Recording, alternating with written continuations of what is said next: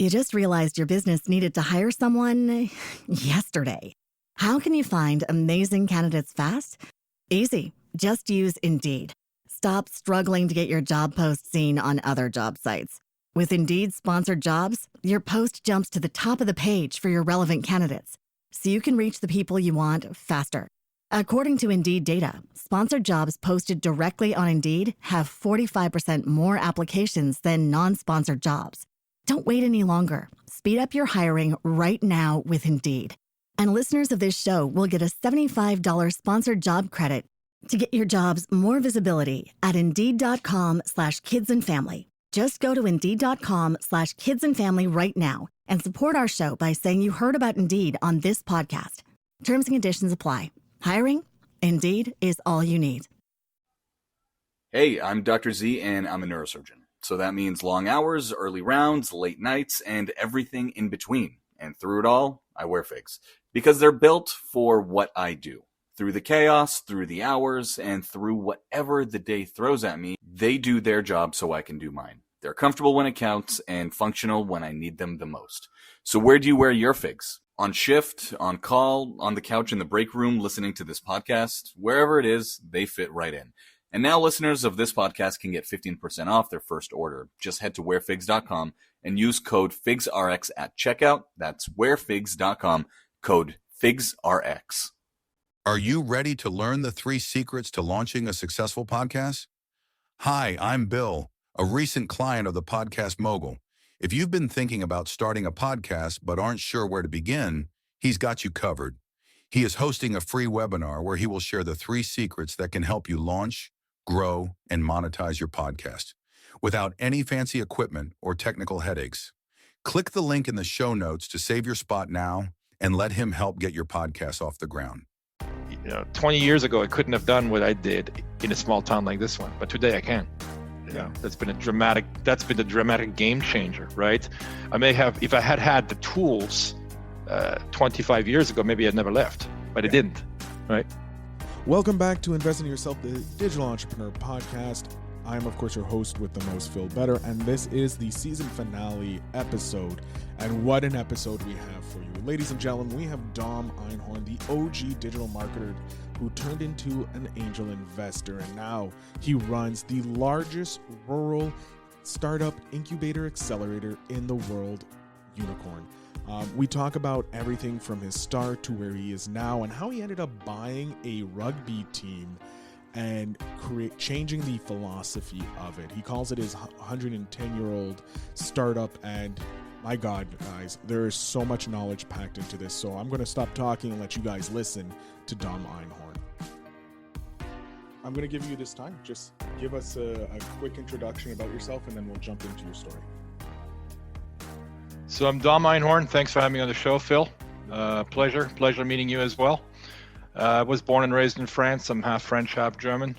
In my earlier years, 1993, I moved to the US to start a digital marketing agency. Came back to France in 2018, a little over 2.5 years ago, to launch Unicorn Incubator Accelerator, which assists seed stage and post-seed stage startups succeed. In my earlier years, again, early 90s, I built the actual first online art auction, which was an interesting experiment because at that time, I had a number of artists / starving artists as clients. Actually, the only artists I really knew were all starving for some reason. And they all had one thing in common. They came to me and said, "Hey, Dom, because I am a starving artist, would you be willing to take some of my work in lieu of compensation?" And since I've been a very, an avid art collector from a very early age, I said yes. Always been fascinated by art because I can draw a hammer. So it was always fascinating to me. Stick figures are probably the closest I get to artistic talent. Same here. So I would look at some of that work and was just blown away, just by the sheer beauty and the skill. And made a lot of friends with a lot of artists and said, look, let's see if we can do something together.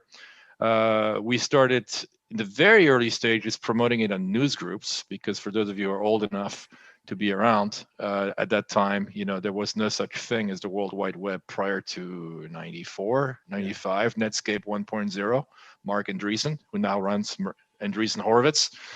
No browsers around, no navigators, whatever you would call them today. So we had to be scrappy, adjust on the fly, some promotions on bulletin boards, later on news groups. And then at one point in time when the web arrived, I think we did build the first the first version of the online art auction on Netscape 1.0.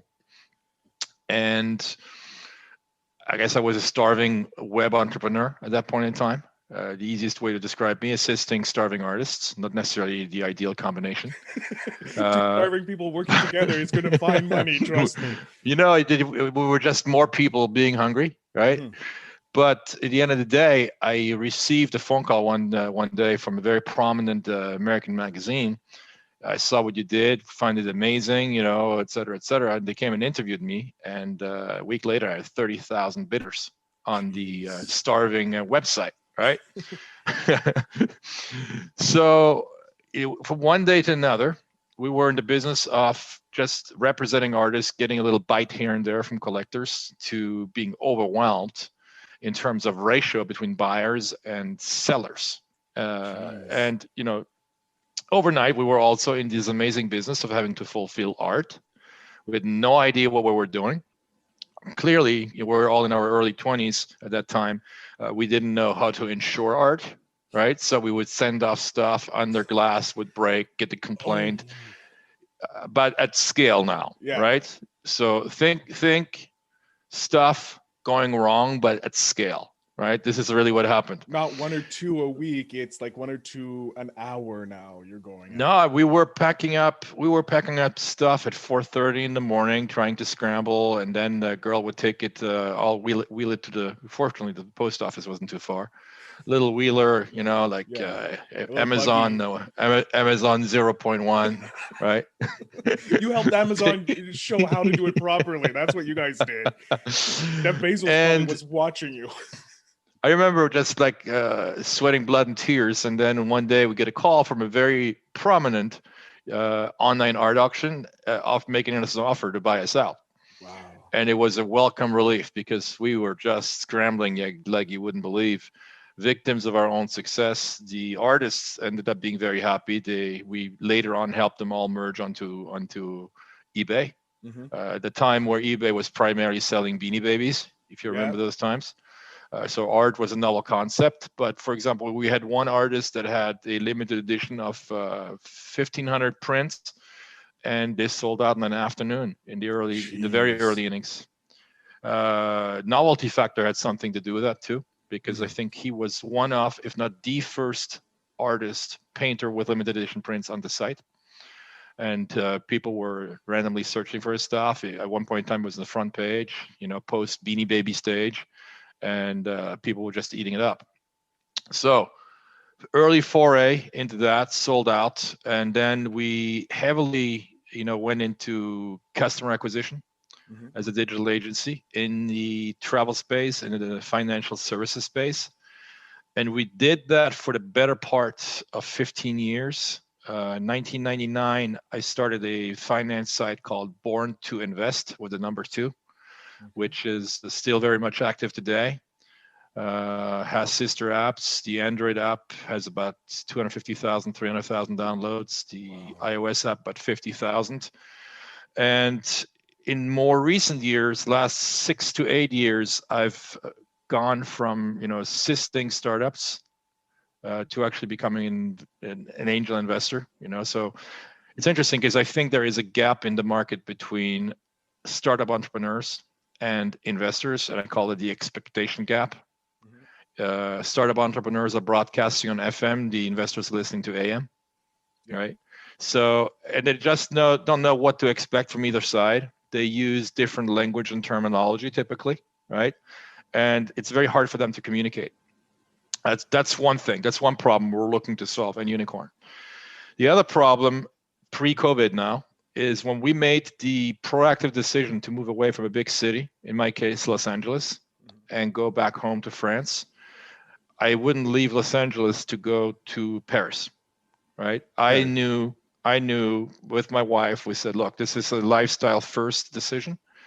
And we said, let's take 6 to 8 months. We visited 54 medium-sized cities to small cities.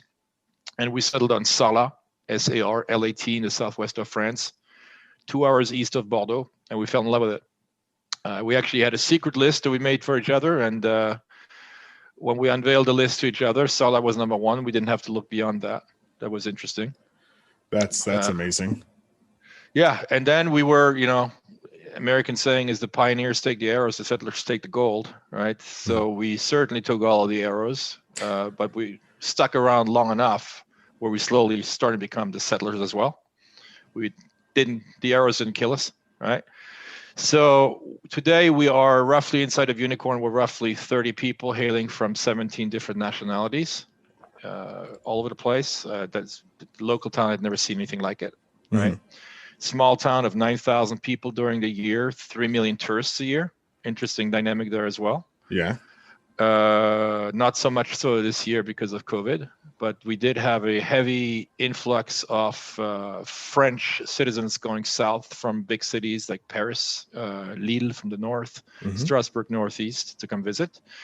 And we're attracting, we've become a magnet for European startups so far, several American startups who want to relocate away from the big cities into a smaller town where you can actually go work hard during the day and go river rafting in the afternoon, rock climbing, et cetera, right? Amazing gastronomy for those of you who love to eat, right? I know a few of those guys. Obviously, I'm one of those guys.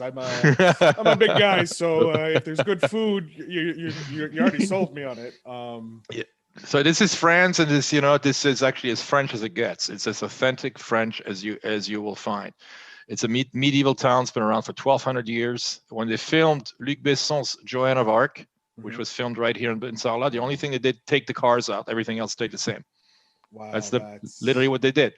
You walk into, you can Google it again, Sarlat, Google it, look at the images. I think you'll agree with me. It's an amazing town. Yeah, I Googled it when you first booked with me, and I was like, I fell in love because I'm in Montreal. I lived most of my life in the suburbs of Montreal on the North Shore of Quebec, but visiting downtown Montreal, like if you go into the old port, you kind of go back in time to not 12,000 years like Sarlat, but you still go back at least into still just before or just after the navigation part of the time frame, and it's a nice retreat. And I feel there's a lot more people my generation wanting to get out of the city because we grew up in the city and the hustle and bustle, and we want to go back to something that's more simpler. So I think you're going to see people not just go to the suburbs, but to more traditional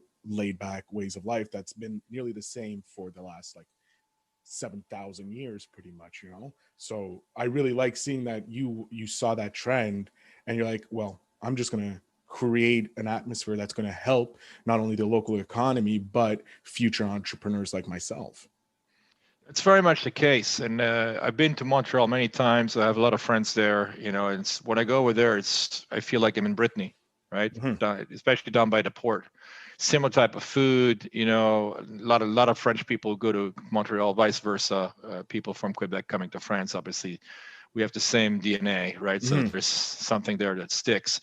But to your point of being able to move away into what you would call a more rural area, we actually, when we started out in one building, roughly 300 square meters, a little over 3,000 square feet for the Americans listening in. And now we're in the process of actually building out 35,000 square foot of space right across the street from us. And the interesting thing is we took over the old unemployment office, and we're taking, which is a medieval building, and we're basically replacing it with employment, right? With projects, with startups.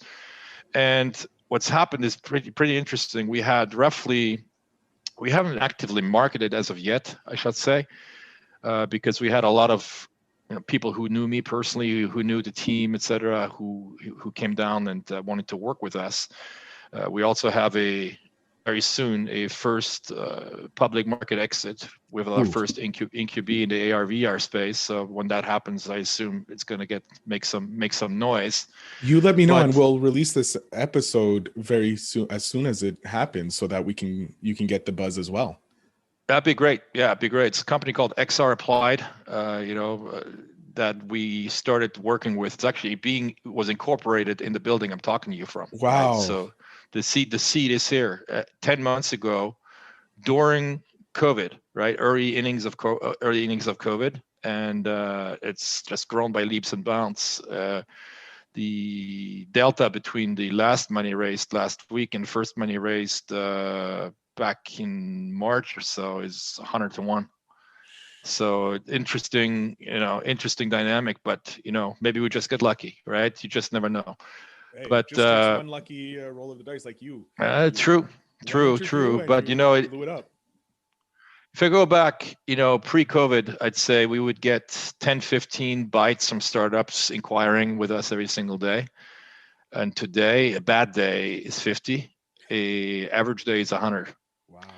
That's on the startup side. Then we also have a lot of angel investors that are interested in the fact that we've been able to demonstrate that it is cheaper to operate from where we are and tends to be a lot more efficient, right? You don't have to be a rocket scientist, So for example, if you're in Los Angeles like I was, and I'd spend 3 or 4 hours on the highway or the freeway every single day, and then over here, it takes me 5 minutes to walk across the street to get to work.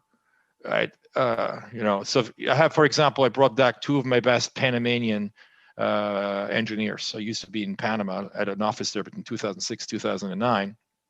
And they would commute one way every day, 3 hours to get to the office and 3 hours back home at night. So 6 hours wasted. Today, they walk to the office 200 yards, they drop off the kids at school, and they pick them up on the way home, right? They're like, look at me like, oh my, I can't even believe it. Like the jump in quality of life, right? Yeah. The air is squeaky clean. We have the second cleanest river in Europe called the Dordogne River, right down the street, et cetera, et cetera, et cetera. So in terms of work-life balance, there's a significant improvement. And then if you're looking at the type of startups that are popping up a little bit everywhere, they all have, a flavor of sustainability, impact investing, clean tech, et cetera, et cetera. So we've become a magnet for those types of startups as well. That's amazing. And I think with like your generation, since you are obviously somewhat older than me, you're probably around my father's age. Your generation was about building the infrastructures in the big cities and living that really hustle lifestyle. Whereas the generations like my generation, Gen X, and the future generations, they're looking for the more happier side of quality of life, to have because they remember their parents not being home because they were out building the lifestyles for us to enjoy, where now we want to go back to that more simpler life, like going where it's 200 yards to work. Yeah, no question. I mean, look, I'm in my 50s now, but when I was in LA in my 20s, there's no question that I probably wouldn't have made that choice today myself. I moved away. I moved over there, and then I moved over here, right back over here. But I do see the opposite trend today from people in their 20s that have grown up in big cities. Paris being one of them, London, et cetera, sky high rents, hustle and bustle all over the place. Relative inefficiency as well that comes with it. So if you think that the internet, was built to basically democratize and demonetize everything that we're touching, 20 years ago, I couldn't have done what I did in a small town like this one, but today I can. That's been a dramatic game changer, right? I may have, if I had the tools 25 years ago, maybe I'd never left, but I didn't, right? And that's like the great thing about the internet that has happened, and a lot of people are now able to become entrepreneurs because they can get the real estate to create their online store. They can create an art place. Like a lot of artists are no longer being that starving artist because they are able to get the real estate in online, and then just through Facebook now they can expedite that, and there's no more starving artists, so we can go back into the creativity that engineers and digital marketers like yourself have paved before us.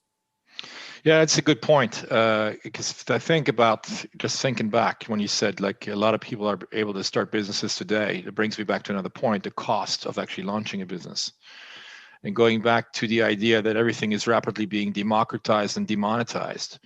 If I ever think back to 1998, for example, I remember opening up my web hosting bill. Now, keep in mind at that time, I was usually roughly 800 times less bandwidth than I'm using today, right? But my bill was 8,000 US a month, and just bandwidth, Oh God. for using 800 times less. That's one example. Then, if you're looking at launching a website today, it's plug and play, right? In my days, in the late 90s now, if you needed to maintain a database, you had one option. There was an Oracle database. One server license would set you back $32,000 US. We had 3 at that point in time. So just to get started on anything, right?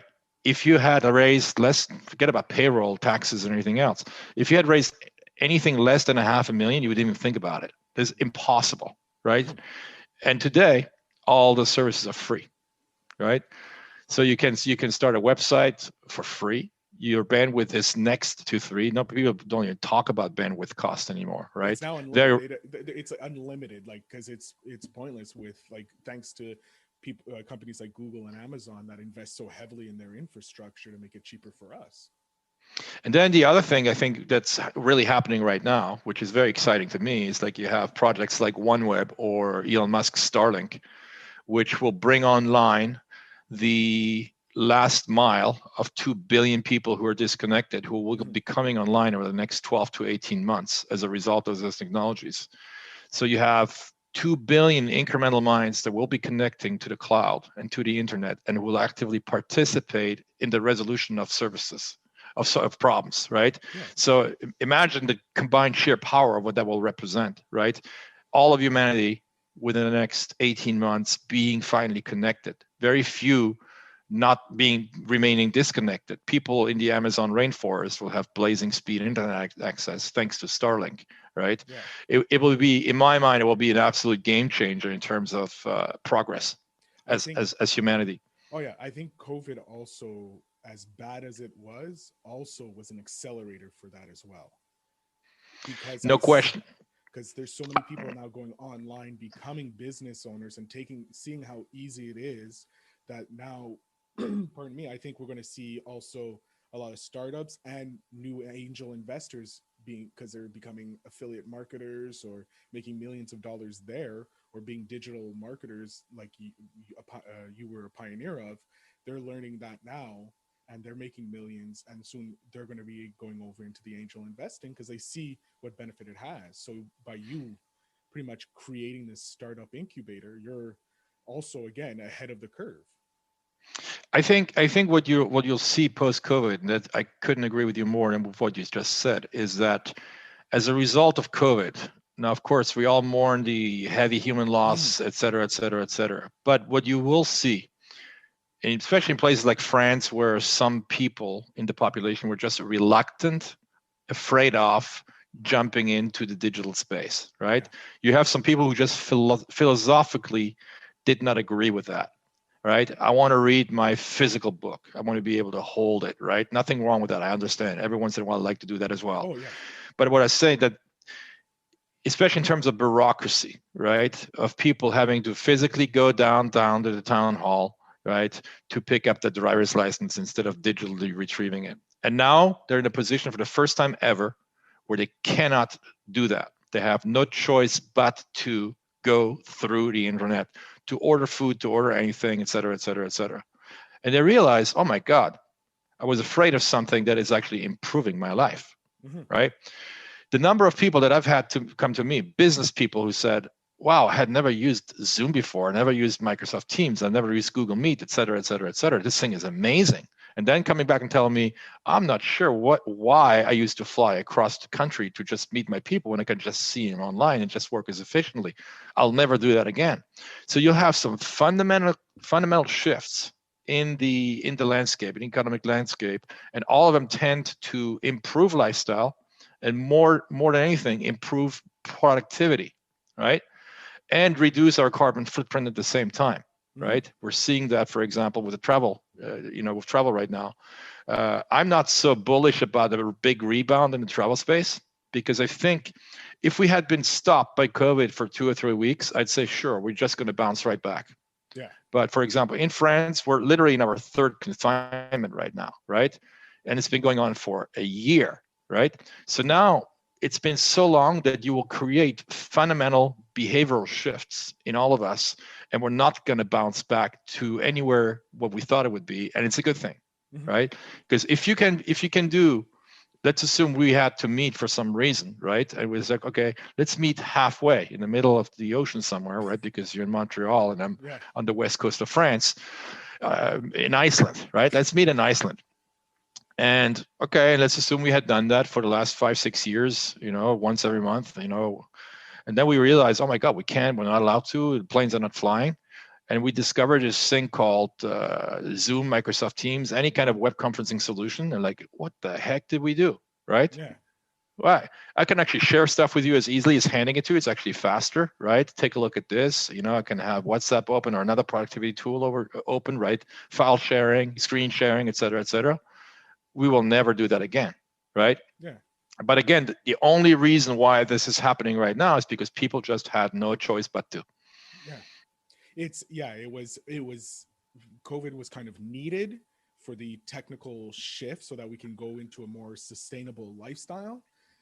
And I think it's also weeding out the negativity that's been in the world, that's been brewing since, like, with social media, and that it's because people didn't really understand how the algorithm really worked, and we're finally looking into, okay, this is maybe problematic. Maybe we should start not censoring it, but like having a bit more control before it gets out of hand. Because previous generations, when they think of AI, they were thinking of Arnold Schwarzenegger, the Terminator and that. And now with AI, we forget that we have weaknesses, so we need to watch out for those being thrown back in our faces. Yeah, obviously, I had a discussion about AI a few days ago on another show, on a radio show, and basically, what my take on it is that people are mostly scared of what they call runaway AI. It's basically the Running Man version, right? The Schwarzenegger version of the one that's going to come and kill you. And I think there's a fundamental mistake that people make when they discuss AI, is that they believe that on one side you have us humans, and then you have our big opponent, adversary, that's been an infant so far, and it's rapidly growing out, becoming stronger and stronger and stronger, the AI, and eventually it's going to run away from us, ideally, or maybe it may turn around, like in the Terminator case, and actually exterminate us, right? The reason why that line of thinking is fundamentally flawed, in my opinion, is because AI and humanity are quickly merging and becoming one. There, you don't have one on one side and humans on one side, et cetera, right? Humans becoming couch potatoes, and then the AI becoming super intelligent, right? For those of you who have pacemakers, you have AI inside your body. And for some early adopters, you've had it for 20 or 30 years, right? And thanks to that, it improved your life. You can actually survive. Technology always is a double-edged sword. You can use it to save the world. You can use it to kill everybody, right? That's the double-edged sword that we have to be aware of. But here, what we're experiencing, especially if you believe in the singularity, which ultimately the idea behind the singularity is that over the next 10 to 15 years, humanity and technology will merge into one and become one. I'm a strong believer in that.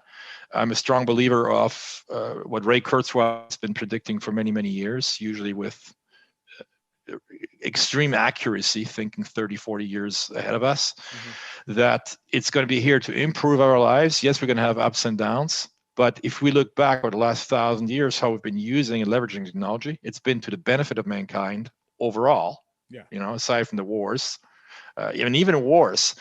Maybe there is a case to be made that would say that because weapons have become so powerful, take nuclear weapons, that we're actually not using them anymore because we know the damage they will be doing.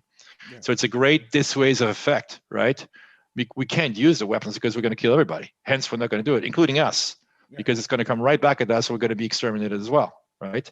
And thank God we didn't have World War for the last 80 years, right, or so. So I see that as progress. I see humanity working with, embracing technology now that we get to understand it better, right? Think of what we would have done without technology during COVID. Well, so many businesses, not much. So many businesses would have been out of business because they would, like restaurants, because we can't visit them. The delivery services like Uber and Uber Eats and that would never have been around. We would be fundamentally bored because we don't have streaming services to keep us entertained. For sure. Artists would be, actors and that would be completely out of money because theaters would be closed, movie productions. So if we didn't have these technologies, we would be very bored. It'd be the dark ages all over again because we No question don't have that connectivity that we need. Yeah, I mean, think of it, people asking you to stay home because of COVID, right? And you're able, if you stay at home and you watch Netflix, today you're a hero, right? 80 years ago, you were in the battlefield bleeding to death. That was the definition of a hero. Today, you're saving lives by laying on your couch and watching your favorite movie. Right now, things have changed dramatically. Having this interview, one, we're saving carbon footprint because neither one of us have to fly to Iceland or one to the other side.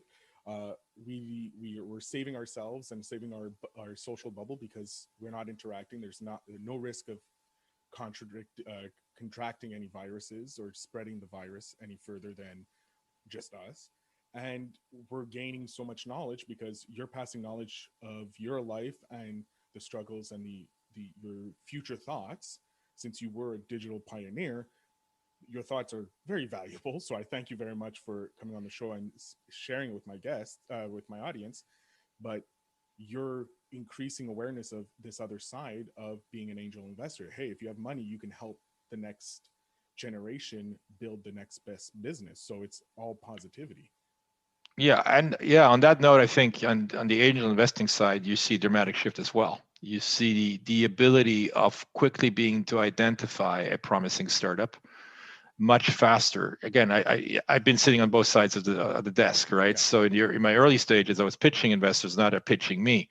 But when I'm being pitched, I always remind the pitcher, look, not too long ago, I was you, right? So I can give them advice on how to pitch, et cetera, because especially when you go with engineers who have sometimes very bright ideas, they're not necessarily the best communicators, right? Like, don't talk to me like you're an Excel spreadsheet, right?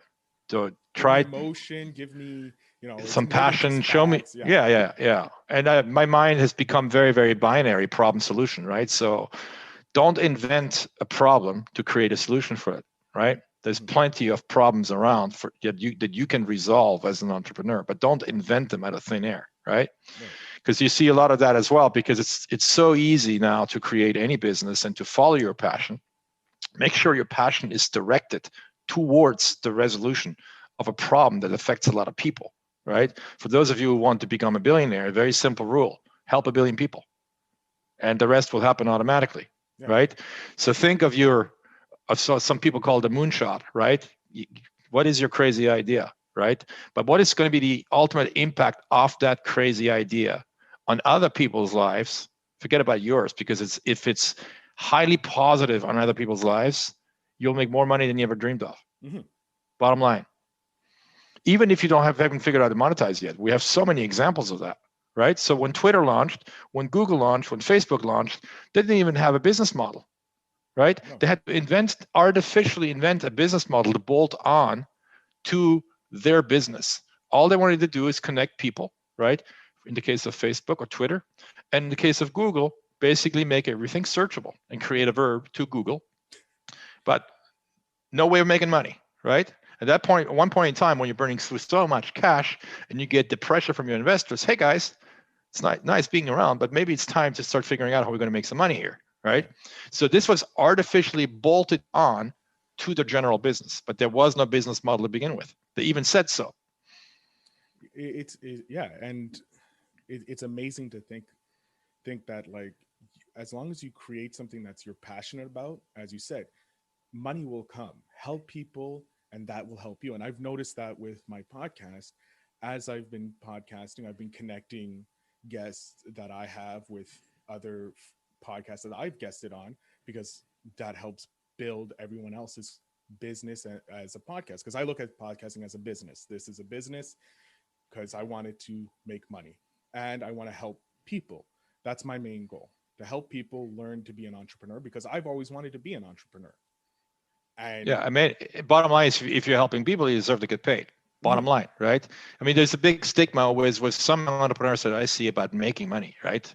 Like they're a little shy about, oh my God, shouldn't be making money. It's a bad thing, you know. I grew up with that Catholic guilt, right?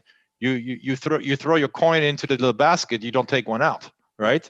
It's always one way, right? But at one point in time, look, the reason why when you're taking an airplane and the captain comes on and says, in the unlikely case of a problem, make sure you to secure your mask first before your children. There's a reason for that, right? A lot of people think, and I even been sitting in the airplane when people were saying that, this doesn't make any sense. Shouldn't I be taking care of my child first? No, because if you're not safe, how are you going to help the child? yeah, Right? So you got to make sure as an entrepreneur that you are safe first. You have to be somewhat selfish, not in a negative sense of the world, right? Because if you cannot help yourself, how are you going to help your employees? How are you going to help your clients, et cetera, et cetera? So you got to give yourself those means to be successful first and foremost, right? Invest in yourself. And a lot of people, entrepreneurs too, they say, look, I'm the last to get paid. And I did that for years myself. But when you challenge the thought, it's a very noble thought, by the way, right? Altruism, right? I'm going to think of other people before I do, but it's a very dangerous one, right? You have to challenge that thought, and you actually have to build a business where you can afford to pay yourself first, because if you don't, you're in trouble. Yeah. And I love that, because on my personal side, like last 2020 was a hard year for me. I burnt out after like very 6 years of burning the candle at both ends, trying to be an entrepreneur or trying to figure stuff out personally. And 2020 gave me that ability to finally say, no, putting myself first is very important, because if not, I have nothing to give, so I can't help anybody. 100%. So I started looking at, okay, how can I use the skills that I've learned to help other people? So I'm slowly starting a podcasting business to help business owners get their message out, because I know how powerful podcasting is, because you're in front of your ideal client, because your ideal client will listen to your podcast. So if you're a handyman, you can talk about simple fixes to your business or to the house, but also someone who listens can go, well, you know what? He's telling me how simple it is, but I can get him to do it for me. Yeah. So it's demystifying all the handyman tool, not just the handymans, but what is it? You're democratizing knowledge, right? No matter what you're talking about. It's right? It's allowing everybody, demystifying everything for people, as you said, democratizing everything. And I really love that, because it's making everything fair for everybody. So now people understand why a plumber is going to charge you $300 to show up at 2:00 in the morning when you have an emergency, And so people are like, oh, that makes sense now. Before it was like, why should I pay you to come to my house? Your job is to fix my plumbing. Now it's like, well, I have to do all this. And it's like, oh, that makes a lot more sense. That's why you charge. And it took him 5 minutes to do it, but it doesn't take into consideration the 20 years of trial and error he went through and experience to actually be efficient, be in the flow, and solve a problem in 5 minutes that would take us a month. Yeah, that's exactly it. So I love that podcasting does it a little quicker than reading a book on it, because the book you're stuck doing it and takes time. I love reading physical books. Like if it's an entertainment book, physical is the best for me, like sci-fi or something. But if it's an education, like a biography or something on marketing or learning, digital is so much easier, because I can do it on like multiple platforms, so I don't have to always bring the book with me. So I love Makes sense. I love that democratization that you were saying, the spreading of knowledge, with you being able to tell startups how to pitch properly to an angel investor, because you're like, I'm an angel investor myself. Pitch to me, we'll get you we can finite it to the perfection. Yeah, it's a good, yeah, very good point. I mean, what we're actually in the process of doing right now is we're actually going through as part of the incubation process.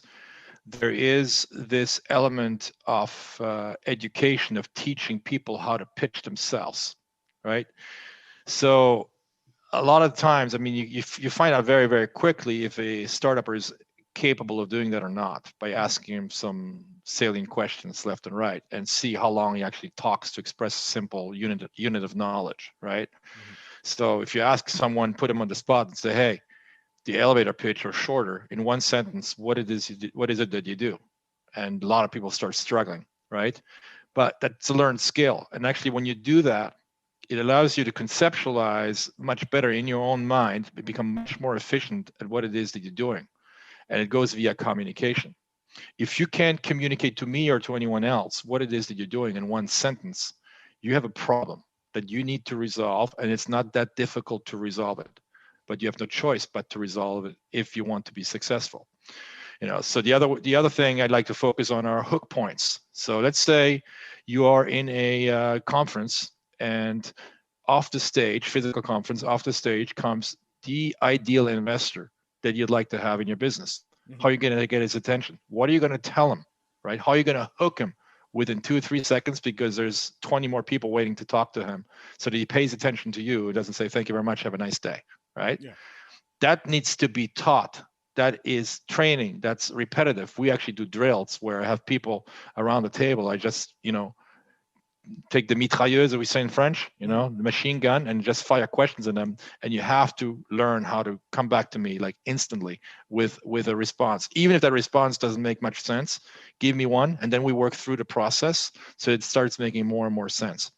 But you absolutely have to learn how to be a good or great communicator. If that's not what you like to do, you have to have someone in your team who's excellent at that.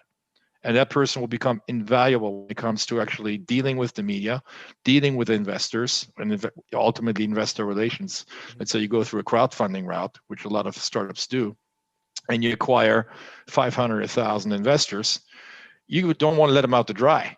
You have to now communicate them, because they're stakeholders in your business, right? And there's a lot of value behind that if you do it right. You can do a second round, a third round, etc., because people, they believed in you in the first place to give you $500 or $1,000, and a certain percentage of them are ready and willing to give you 10,000, 25,000, or 50,000. But not if you step back and you just go back to work and never talk to them again. Yeah. Right? Then you're just going to alienate them. It's so true. I see it more and more, because I'm in some SaaS groups, because I love talking to the entrepreneurs and these people, and some of them, when they try and pitch me to come on my show, it's so long, the pitch, and it's like, thank you for telling me your exact business, but this is too long for me to spend 20 minutes trying to read it.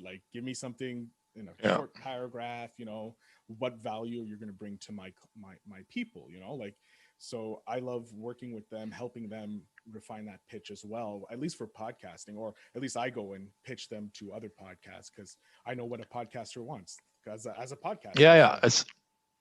So imagine, obviously you're in the long form content business. Mm-hmm. So imagine that frame of mind applied to social media, where you have 2 seconds to get anybody's attention or you're gone. Mm-hmm. It just never happens. So there's so much money being wasted on messaging that doesn't resonate as a result of not crafting the right hook points.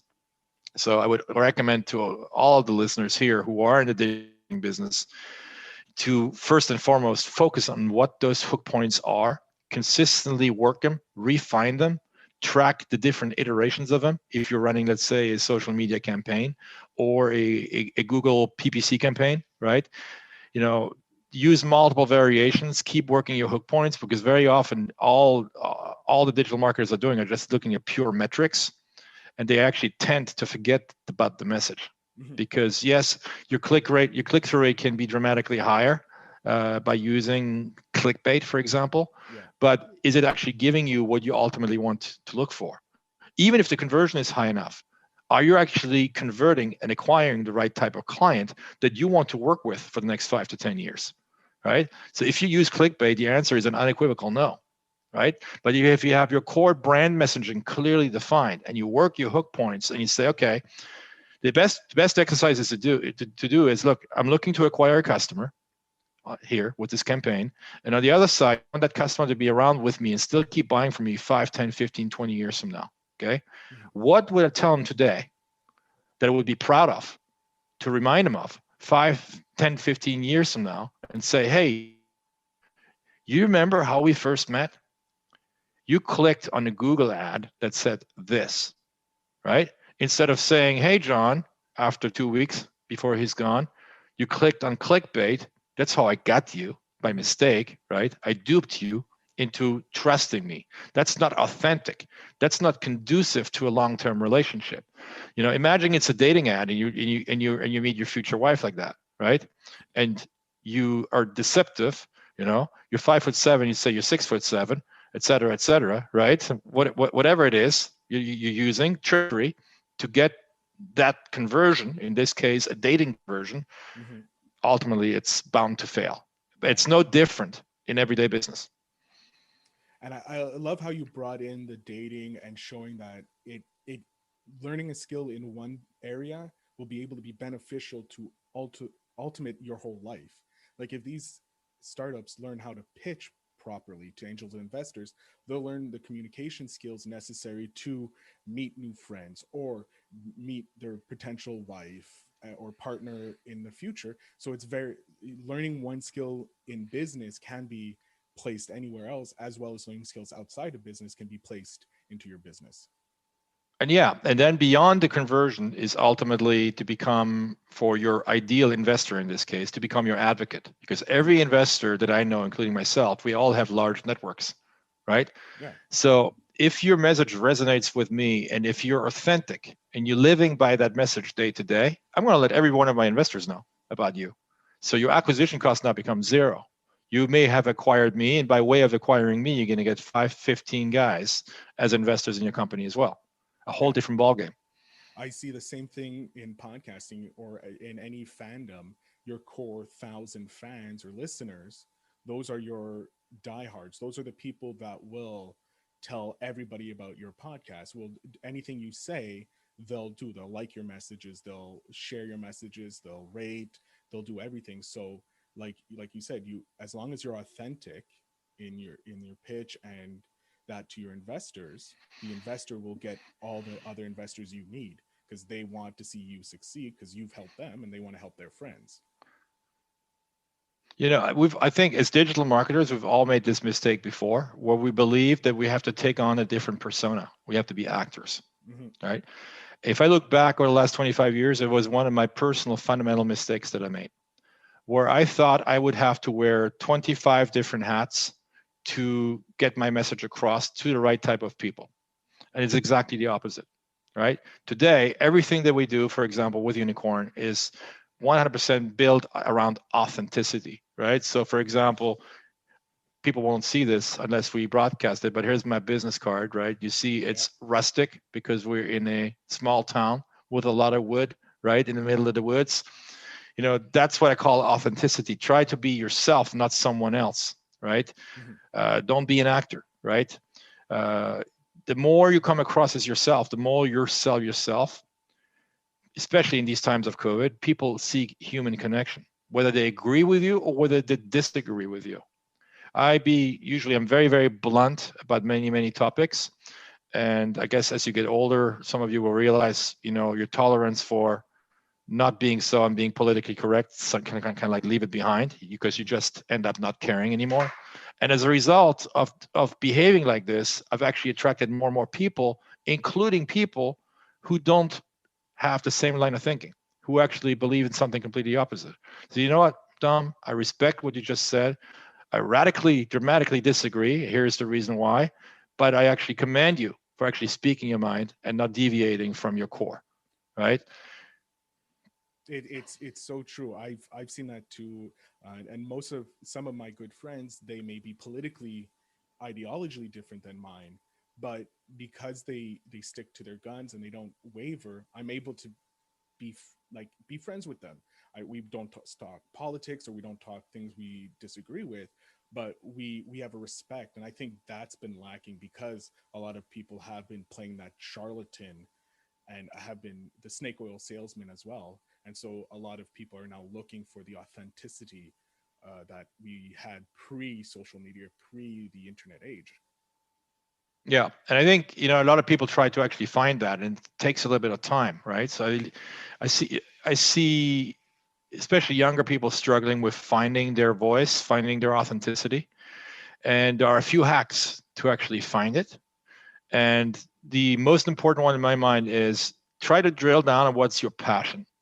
Like, is there an ideal that you may even die for, willing to die for, right? Forget about everything else. That takes away all the money, everything else, right? What really matters to you? What drives you, right? What do you get up for in the morning, right? If you had a rough night, you couldn't sleep, what will you still get up at 7 a.m. to do and be happy about it, right? Find your inner voice, because that's the one that's going to be guiding you. Otherwise, you're always going to be sitting on the fence trying to be someone you are not, and it's just going to ruin your life, right? If you really want to grow as a person, as a human being, as a businessman, quickly, efficiently figure out what you're not and what you actually are, right? So that translates very well into a business as well.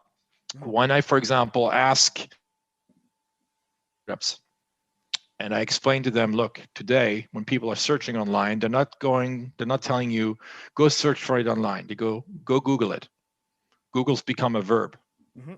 What verb do you want to be with your business, right? If you're going to be in a dictionary sometime and anticipate becoming incredibly successful 5 to 10 years from now, what verb will people look up in order to find what your business does? So those are some interesting mind techniques that put you into the right mode and that will actually get you to where you want to be.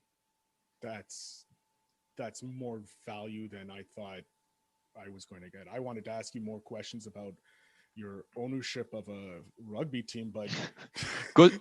I mean, that goes right down to the same thing, right? So interesting question, because I grew up, I'm in France, so we always had anywhere from a relatively good rugby team to a very, very good one, right? Yeah. Typically always top 5 ranked. I think we're number 3 in the world right now, with the young generation coming up that's very strong. But when I moved back to France 2.5 years ago, my CPA was the president of the rugby team and a former player for the French national team. So quickly asked me, hey, I see the rugby ball on his desk, right? And all rugby memorabilia all over his walls and whatnot. And he goes, you like rugby? I'm like, yeah, sure. I like it. Why? Well, he's telling me more about things. I'm the president of the rugby team, et cetera, et cetera. A month later, I'm a small sponsor, like many, of the rugby team. It's kind of like my way in, networking, I get it. This is rugby is a religion down here. Yeah. The following year, I assist, I go to the trainings, I go to the Sunday games, et cetera, et cetera. I become the largest sponsor of the team. And then in March, so we're talking now 10 months ago, he comes and sees me and says, look, we have some issues because as a result of COVID, we get all the expenses and we get no more revenues. Would you be interested in coming in at the larger level to help save the team? Like, look, let me think about it. Give me a week. I came back to him 48 hours later. I said, one or two things. Either I help you, but it's full hands-on, because what you're asking me to do goes beyond just a donation. It's now a business decision, right? Where I invest not only money, but a tremendous amount of time and talent from my team. Or I'm just not interested, right? So my offer is I want to buy the team. And the team's been around since 1903. I call it the 117-year-old startup. Right? With one caveat, is I'd much rather start clean slate with a brand new startup than inheriting 117 years worth of hair and some people trying to justify their bad decisions and their mismanagement by the fact that they have been doing it for a very long time. Mm-hmm. Right? So we went for we cleaned out everything. For those of you who want to see it, by the way, sarlatrugby.com, SARLAT rugby.com is the English site. Sarlatrugby.fr is the French version. complete rebranding from soup to nuts, brand new logo, great design, building out e-stores, brand new equipment, brand new sponsorships, from soup to nuts. As we did this, we started getting inquiries from all of the rugby teams first. Oh my God, it's unbelievable. For example, we went from 2,000 fans on Facebook to we just crossed 50,000. Congratulations. Right? Thank you. All organic, by way of actually producing a lot of quality content, having an internal video team, dedicated photographer, et cetera, and just building this brand. But now we're actually in the background building a sports tech company, because the problem we have identified on a one-off basis with this team exists in 5,500 other rugby teams in France and tens of thousands of rugby and non-rugby teams all over Europe and all over the world. It's called amateur sports. Mm-hmm. The amateur sports field is primarily driven by volunteers who are not underpaid. They're not paid at all. And by way of not getting paid, show up whenever the heck they want. They're very moody. You look at one of them the wrong way, he hasn't even said anything, he's never going to come back and say, hey, Dom looked at me the wrong way, I'm not coming anymore, right? I mean, bizarre, right? Otherworldly in some states. So we basically came in with our team and completely cleaned out the weeds, and basically went the proof of concept. During COVID on the sponsorship side, with no games going on, we quintupled revenue. Jesus. With no sponsorship, with no games being played. So the other thing is I used to produce a travel show, so I have a lot of connections in the broadcast business, and I contact some of my old friends in that space and say, look, I want to be able to broadcast our rugby games and our rugby content on stations in the US, in Canada, in South America, et cetera, et cetera. I said, well, sounds great, What does it look like? Do you have some trailers? Do you have some teasers? Well, here are a few. And then I found something very interesting, especially in the US. Some program directors, because when you go to a TV station and you want to offer content, the program director makes the decision as to whether or not to take it on. Mm-hmm. Some of them told us, Dom, you wouldn't believe how many people are telling us every single day. They no longer want to watch NFL or NBA because they basically believe that the athletes have become politicians and are no longer athletes for good or right reason, mm-hmm. right? Well, that's interesting. For me, that's opportunity, right? Well, how open, Mr. Program Director, are you to actually carrying a new sport, rugby? For those of you who do not know rugby, think of American football without protection. Yeah, right. I love I love rugby because I love the physicality of it. It goes back to the pure joy of a game, especially amateur. Gladiator, authenticity, right? You get all of that without the egos, because the egos are all out the door, right? So that's really what attracted me to the sport as well. And then they said, look, if you can produce consistently that level of content for us, we will carry it under one condition. And that one condition is you provide us tutorial content, because the majority of our viewers do not understand the rules of the game. Mm-hmm. That for me as well immediately rang opportunity, because now I can bring them tutorial, and by way of tutorial, they learn about our team, Salah Rugby, and they automatically become fans. So we've already tested this, and it works like a charm, right? People who have been following American football, other contact sports, now they see rugby content, we explain to them the rules of the game, and then our brand is everywhere. And then you go on Facebook, you just have 200, 300, 400 more people who follow you on Facebook. Yeah. So it's been very interesting. So what we're working on right now is a way to platformize everything we've built by hand, right? On the branding side, on the marketing side, the social media side, sponsorship side, et cetera, putting all this together into one comprehensive package that we will deliver as a platform, subscription-based platform, like a SaaS-based business model, to all of the other amateur clubs, rugby and non-rugby. We get contacted by handball clubs, taekwondo, badminton. They all have the same problems, right? Yeah. And then say, okay, this is the Cadillac. This is what you can run with. This is the framework in which you can operate, okay? Subscription-based model. We actually drive a lot of activity through that as well. And then The big part of it is going to be rev share, where you get the lion's share, you the club, right? Mm-hmm. And we actually act as the digital agency for it. That's amazing how one little sponsorship spawned a whole new industry pretty much for you that you weren't even looking for. Look, and no one, what shocked me is that no one is really paying attention to that industry, because if you're looking at, I mean, obviously influencer marketing is huge, but typically when you see a shop like a marketing agency that works with influencers, they immediately go after the big hits, 1 million followers and up, completely leaving by the wayside the small rugby teams that have 2,000 to 5,000 fans that are completely being unaddressed. But that buy-in at that level is bar none. They will do anything. That's right. So we see so many, for example, so many of these smaller clubs that have a crappy logo that was designed, you'd think, in the 14th century, not in the 19th century, that you would never wear, right? It's just ugly as can possibly be.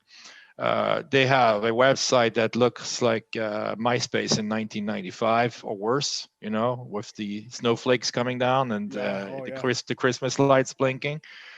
So, you know, this is what we're looking to disrupt, right? But if you actually aggregate all of these hardcore fans, so if you took, for example, 50 of these clubs, and they have on average 2,000-3,000 hardcore fans on Facebook, because that's typically the only thing that they have, and even that is badly managed. Now you actually have a base that's equivalent, if not larger, to major teams, but with much higher buy-in, much higher engagement. Yeah. Right. So now imagine if you do this at scale, if you ultimately can bring together across sports boundaries and build this platform with super high engagement and manage the data behind that, you know, the fan data, there's a number of ways you can monetize that. That's what we're looking to do. That's, oh my God. I love every single thing you said. That's amazing. It's just incredible how you're pretty much saying, look, you can do this yourself. Go to your local sports team, your city team even, and provide them this value, because our generation has grown up with the internet, so we know how to use it better 100%. than other generations. So use those skills, monetize those skills for a few dollars here, help a team out, and you know, they can see the change, and they can put you in touch with other people. You know, there's a thin line between what we're looking to do right now in the sports space with any nonprofit, any association. So in French, we call it a nonprofit is called an association, a law of 1901 that was created to make it simple for people, like-minded people, to join together and launch a nonprofit. You can do it in an hour, right? And they're all over the world. So if you're, for example, you know, want to help animals, let's say you're an entrepreneur, and you're a diehard dog fan, cat fan, whatever fan. If you actually look at that market, it's all driven by very passionate people, but that tend to not be specialists in fundraising, in branding, in digital marketing, et cetera, et cetera. And if you build a solution for them, you're never going to run out of people to work with. They will be your biggest ambassadors, because anything you do is better than what they're currently doing. They desperately need the help. And because you're making it simple, you're eliminating those friction points. If you look at, for example, go anywhere in the world, and let's all go to a pet shelter, a small pet shelter in our local area, in our little town, and look at their website and see how many clicks it takes to go from the homepage to actually check out and give them a donation. It's almost like they're going out of their way to make it as difficult as possible to donate to them. Right? Mm-hmm. That's one example. Or in terms of actually being able to come up with creative, incremental fundraising strategies, right? So help 100 of those, help 1,000 of those, and by way of that, you charge them because you're actually rendering a service that provides a lot more value to them than what you're asking for in compensation. Charge a commission, right? For example, for every $100 that you raise for them, you charge $8 or $10, right? It's $100 that would have never brought in. They'd be more than happy to pay you that. Yeah. And if you can scale that, you have a real business. You can do it the same thing in arts. You can do it in health. You can do it in any domain. And what's great is there's so many tools being developed. I have I just got a tool recently that helps YouTubers uh, efficiently get their tags, the title, and the description properly so that they can get more engagement on their videos and get drive more sales or traffic to where they need to. So I've already started using it for one or two friends of mine, and they're seeing an increase dramatically of their stuff. So there are tools already built to help you start, and then you can use those to build these businesses and help build those businesses. Without a doubt, I'm not saying you need to build something from scratch and break it, right? So because there's so much stuff already on the market, right? Mm-hmm. If you're looking at the news business today, right, it's like drinking out of a fire hose, right? The last thing we need to do is create more news. What we really need to do is we need to create better filters. We need better aggregators and better curators. We need museum type of curators who basically say, okay, come into my museum. This is what I think you should be looking at first, this second. But like in every museum, most of the inventory, 80% of the inventory is in the basement. Yeah. Right. And then they circulate, they put that piece back on the shelf, they put it back in the basement, replace it with another one, because otherwise the human mind cannot grasp what's really, really going on. Right. And the news, the news business is the worst, the biggest culprit when it comes to that. So think of, a business owner, if you want to do a B2B service, don't assume the business owner knows about all this, right? Bring all those tools, aggregate all those tools, and that becomes your own mini platform, right? As you mentioned with the tool of YouTube that I'm not even familiar with, that I'm actually interested in. More than happy to tell you about it off air. Yeah, that'd be great. That sounds amazing, right? We do a ton of YouTube content, and I didn't know about that. So that's value, incremental value to me. Now imagine with what we all do together, if we actually all put our minds together to help a struggling business, that problem could be solved within 5 minutes, right? So I see this, for example, very often with developers, right? Some of you may call them geeks. I've dealt with a lot of them where they tend to somewhat isolate themselves from the rest of the world. And the worst thing, which will make me run, not walk, is when I see the lone wolf thinking, believing, being convinced that he's actually building the best thing since mankind, right? Since sliced bread. And he isolates himself in a room and doesn't talk to anyone, right? Number one, have you actually challenged your thought? What is it you're working on?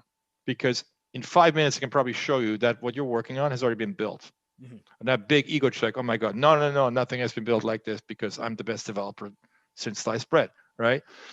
And then you have sometimes this 1-2 geek team, they work on something, they struggle forever, right? Months go by, right? When you have a real shop, and I know a few of them, for example, in the Ukraine, in Russia, et cetera, they tend to work like that. In big rooms, a Walmart full of developers, right? And they struggle with an engineering problem. Well, they may use Slack at first, post a problem, and all of a sudden they lift their hand. And there's 4 or 5 guys that immediately come around. It's like, what are you struggling with? Boom, boom. Here's the reason why. Boom, done. Sit back down. 10 seconds, problem is solved. On the other side, this lone wolf, he will spend 3 months on that, struggling with it, right? Before he actually goes out and uses, a web-based tool to try to resolve the problem because there's just too much pride, right? But with all our, combined knowledge here, if we actually open the juices and we actually say, okay, this is a problem that's affecting, case in point, COVID is a perfect example. Think of 20 years ago, how long it would have taken to actually create a vaccine. It would have taken years. 5-10 years at the very least. And the only thing actually that's still slowing us down today is pure bureaucracy. It's not the technology, right? We've sequenced the virus much faster than any virus ever known to mankind, despite it being a very, very difficult one, right? I'm sure we're going to hear some stories in the coming years about the actual origin and whatnot, right? Because it was very, very complicated to decipher, right? Yeah. Man-made or not, right, remains to be seen. I think we're going to see some things that, some interesting things popping up in the next few years about that once the dust has settled. But and technology too, and technology that will be created, because I know from COVID, like the sequencing, I know a lot of businesses have switched their business model to make ventilators or like emergency ventilators or PPE gowns and that they weren't doing it before, and they found more efficient ways of doing it and cheaper ways of doing it. So they're also COVID also disrupted that business model Yeah. and that industry, and so I love seeing that too. And we're all coming back to what we all should be doing as entrepreneurs, is being faced with a problem, having to resolve it. Mm-hmm. And this problem that we've been faced with is bigger than mankind, and it requires the brightest minds, the most passionate people, undivided attention, thousands of hours of expertise, right, to resolve. Yeah. And I think if we overcome this, and I have no question in my mind that we actually will, it will make us more resilient as a group, unite us more, and prepare us for what's next. Yeah, for sure.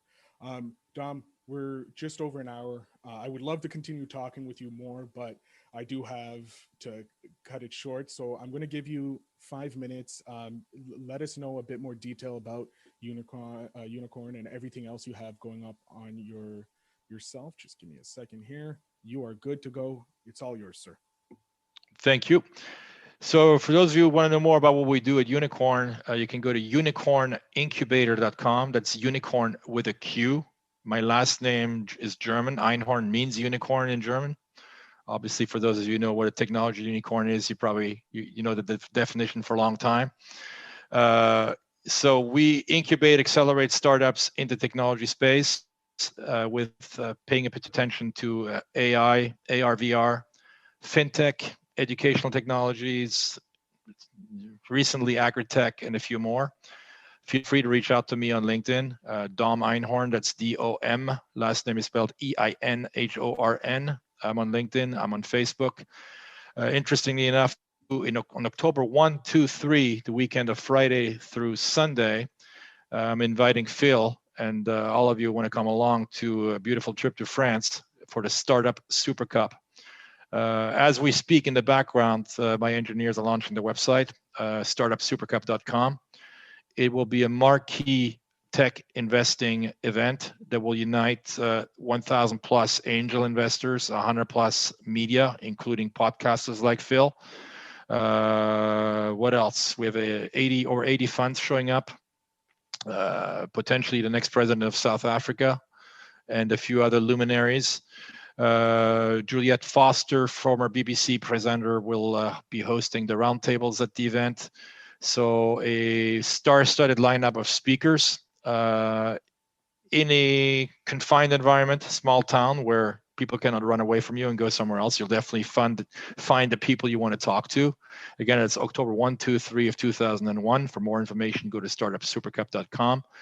And then angel investors, I get contacted by quite a few of them that want to work with us. They contact me directly as well. Some very interesting projects we're bringing on into the incubator. One of the new companies we're grooming is a company called Ochy. That's O-C-H-Y, which was founded by two former professional athletes, husband and wife. Wife is French, husband is Jamaican, which basically means he runs faster than she does. And they have devised an incredible piece of technology, AI-based, that analyzes a short video of you running, 10 to 15 second video, analyzes the connecting points between the position of your head, your chin, your elbows, your shoulders, your knees, et cetera, and does two things. Number one, significant improvement in performance. There are 650 million competitive runners in this world that run anywhere from the 50-meter dash all the way to the ultra marathons. And number two, a significant reduction in injuries, which is obviously huge because most of the injuries in the running space are due to bad posture. So we have a number of startups we're bringing in that we're vetting. Internal criteria, we're vetting them through.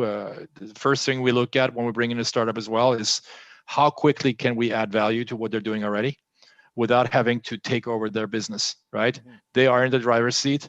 They will run their business. We basically give them all the framework from legal to accounting to marketing acceleration to be successful. And that's pretty much our story. That's amazing. And thank you so much for the invitation. I'm definitely going to be attending. I'm going to make sure that I have the whole hold time off so that I can get as much value from the event as Yeah, possible. so for the media, including podcasters, we were going to be the cultural center, which is literally 100 yards behind me, where I'm talking to you from.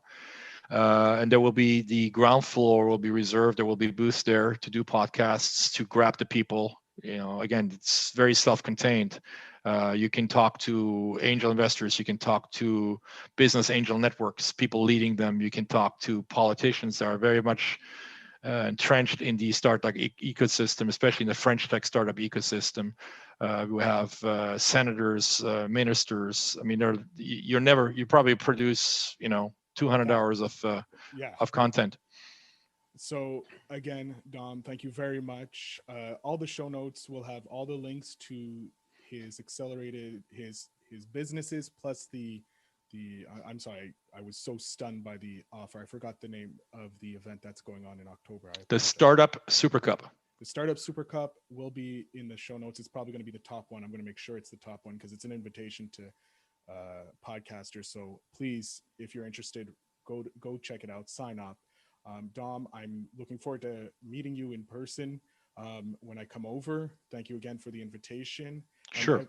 And Dom's proven that if you invest in yourself and invest in others, you can become a startup incubator if you want, a founder of that, or you can do whatever you want. So again, Dom, thank you so much for your amazing message.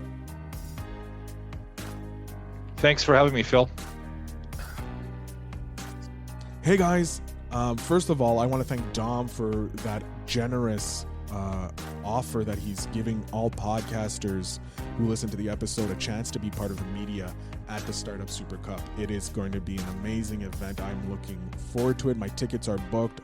My vaccinations are being done so that I can get over to France and have access to not only the companies inside his startup incubator and accelerator, but also the media, other media people there, the other politicians, the celebrities, the guest speakers, and all of that.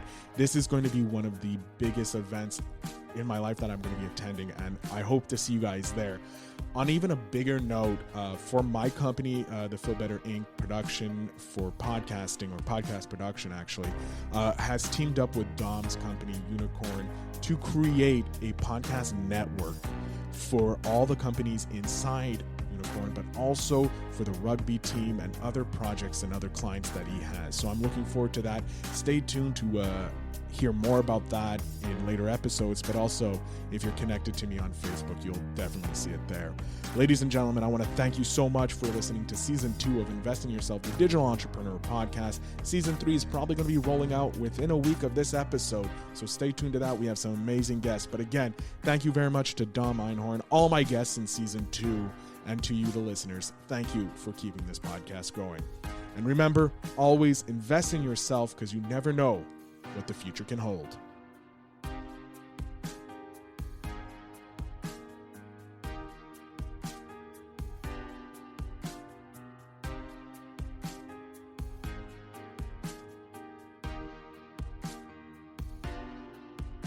Thanks for tuning in. Now it's time to take the next step. When you're ready to dive deeper into how to launch, grow, and monetize your podcast, Phil's got something special for you. Join him for a free webinar where he'll reveal the 3 secrets that have helped countless entrepreneurs succeed in podcasting. Click the link in the show notes to save your spot, and let's turn your podcasting dreams into reality. You just realized your business needed to hire someone yesterday. How can you find amazing candidates fast? Easy. Just use Indeed. Stop struggling to get your job post seen on other job sites. With Indeed sponsored jobs, your post jumps to the top of the page for your relevant candidates, so you can reach the people you want faster. According to Indeed data, sponsored jobs posted directly on Indeed have 45% more applications than non-sponsored jobs. Don't wait any longer. Speed up your hiring right now with Indeed. And listeners of this show will get a $75 sponsored job credit to get your jobs more visibility at Indeed.com/kidsandfamily. Just go to Indeed.com/kidsandfamily right now and support our show by saying you heard about Indeed on this podcast. Terms and conditions apply. Hiring? Indeed is all you need.